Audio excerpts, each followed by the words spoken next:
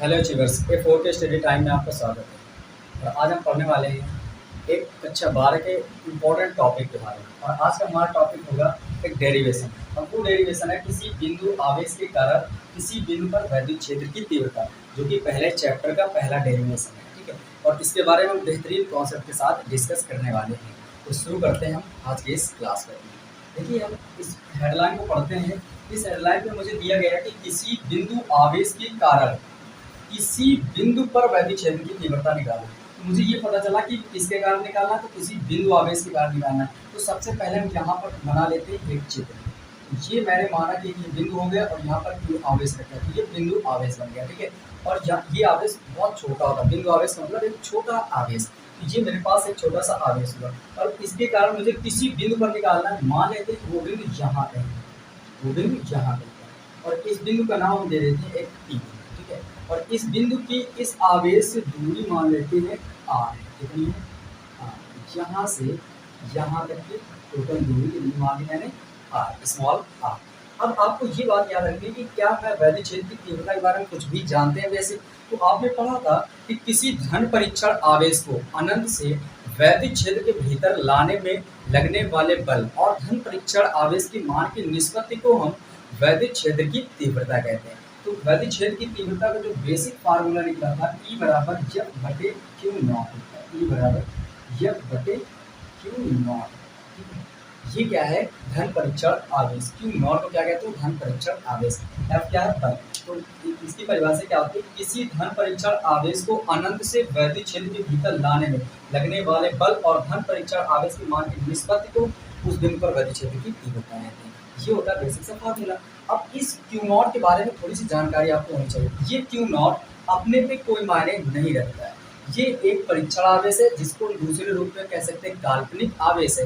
ये एक काल्पनिक आवेश होता है। ठीक है, इसको किसी पहले वैद्युत क्षेत्र में किसी आवेश के कारण कोई वैद्युत क्षेत्र हो और उस क्षेत्र में इस क्यू नॉट को लाया जाए, तो पहले वैद्युत क्षेत्र में इसके लाने के कारण कोई भी अंतर नहीं आता है, क्योंकि ये एक काल्पनिक आवेश है, वास्तव में कोई आवेश नहीं है। इसको हम इमेजिन सिर्फ करते हैं अपने काम के लिए। तो मैंने क्या किया, अगर आपसे कहें कि वैद्युत क्षेत्र की तीव्रता E निकालो, तो आप क्या, आपसे ये कहा जाए इसकी कोई जरूरत है, तो आप कहोगे ये तो काल्पनिक है, तो इसको छोड़ दो। तो क्या बच रहा है? F। मतलब ये हुआ कि E निकालना है तो आपको जरूरत किसकी पड़ेगी? F की। सबसे पहले F की जरूरत पड़ेगी। तो हम यहाँ पर कहीं ना कहीं F की जरूरत लेंगे। और ये F क्या है? आप जानते हो कि बल है, और बल इस चैप्टर में मैंने सबसे पहले पढ़ा था कूलाम का नियम।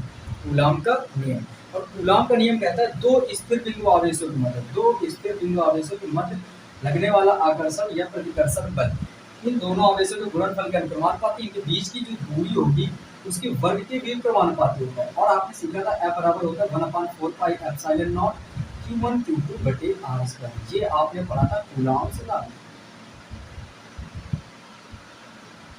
ये बात है। ठीक है, अब इसका मतलब ये होगा कि अगर मुझे बल निकालना है तो कूलाम के नियम की जरूरत पड़ेगी। और कूलाम का नियम कहता है दो, कम से कम कितने आवेश होने चाहिए? दो आवेश। तो मैंने क्या किया कि जहाँ पर एक ही आवेश के कारण मुझे निकालना है, अब दूसरा आवेश लाना है, और दूसरा आवेश लाना है, तो क्यों ना हम इस क्यू नॉट को यहाँ पर इमेजिन कर ले बिंदु P पर। क्यों? क्योंकि ये तो एक काल्पनिक आवेश है, इसके कारण कोई अपना वैद्युत क्षेत्र भी नहीं होता है, तो इसके वैद्युत क्षेत्र में इस वाले के कारण कोई प्रभाव नहीं पड़ेगा। तो मैंने माना कि यहाँ पर एक क्यू नॉट आवेश रखा है। ठीक है, जैसे ही माना मैंने कि इस क्यू नॉट आवेश रखा है, तो हम लिखेंगे प्लस क्यू आवेश के कारण बिंदु P पर रखे धन परीक्षण आवेश क्यू नॉट पर लगने वाला वैद्युत बल, क्योंकि मुझे जरूरत किसकी है? बल की। E निकालना तो उसकी जरूरत है बल की, तो बल निकालेंगे। लिखेंगे प्लस क्यू आवेश के कारण, क्यू आवेश के कारण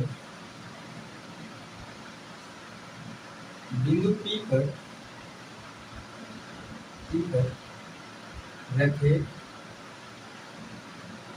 परीक्षण आवेश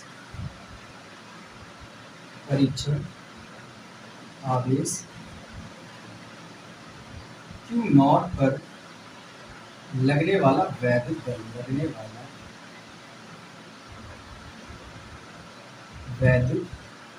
बल।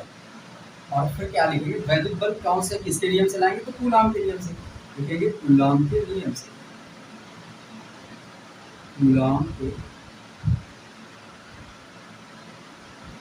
नियम। कूलाम का नियम क्या कहता है कि F बराबर आपके पास जो होगा वो होने वाला है F equal 1/4 pi epsilon not Q1 Q2 बटे आर स्क्वायर, ये होता है कूलम का नियम। अब यहाँ से अगर हम निकालें तो एफ की वैल्यू को एफ मैंने लिख दिया, यहाँ से 1/4 pi epsilon not constant value है, ये लिख दिया। Q1 की जगह पे ये प्लस क्यू और Q2 की जगह पे ये Q0 रखना है, तो ये Q1 की जगह पे Q, Q2 की जगह पे Q0 कर दिया, और आर स्क्वायर, तो दूरी आर तो आर ही है मेरे पास, तो ये आर स्क्वायर है, ठीक है। ये Q1 पहला आवेश है, तो पहले किसके कारण निकाला है, Q के कारण, तो मैंने Q कर दिया। Q2 दूसरा आवेश किस पर लग रहा है, तो Q0 था, तो मैंने Q0 कर दिया, बटे में आर स्क्वायर। इसको समीकरण नंबर हम दे देते हैं 1। और अभी अभी आपने पढ़ा कि बेसिक सा फार्मूला वैल्यू क्षेत्र की तीव्रता का क्या होता है, E बराबर जब बटे Q0। तो हम लिखेंगे वैल्यू क्षेत्र की तीव्रता, वैल्यू क्षेत्र की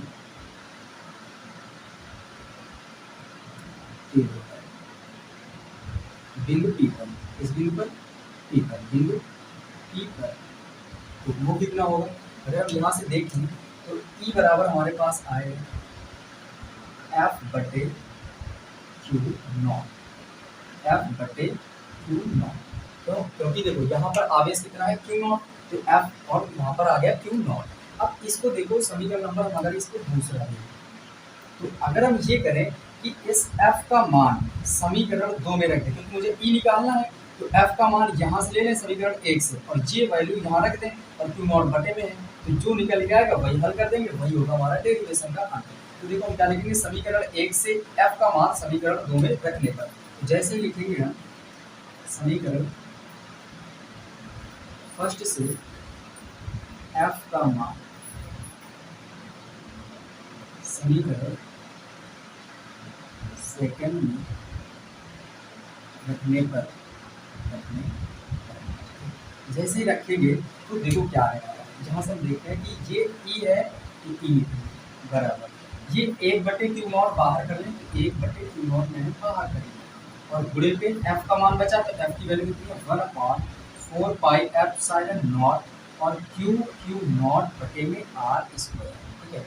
ये 1/Q0 कैसे आ जाता है, जरा सा आप इसके लिए देख लो कि अगर मेरे पास ऐसे लिखा है 3/5 ऐसे लिखा है, तो क्या हम इसको ऐसे नहीं लिख सकते, 3, या पहले लिख दो 1/5 और गुणे में 3, क्यों, अभी भी देख लो ऊपर ऊपर जो गुणा था, तो 3 और बटे 5, तो 3/5 ही तो था, तो हम 3/5 को ऐसे भी लिख सकते हैं 1/5 और गुणे पे 3, मतलब अगर जरूरत पड़े तो 1 बटे करके ये नीचे वाला अलग कर सकते हैं, गुणे पे इसको लिख दो, कोई अंतर नहीं होता। वही मैंने किया कि 1/Q0 को पहले कर दिया और F को गुणे पे किया, और गुणे पे F का मान समीकरण 2 से कर दिया। अब यहाँ से आप देखोगे तो ये Q0 और ये Q0 कैंसिल आउट हुए, तो यहाँ से क्या बचा लास्ट में, E बराबर 1/4 पाई एप्सिलॉन नॉट, और ये Q बटे में R का स्क्वायर, और चलिए हमारा फाइनल डेरिवेशन का फार्मूला।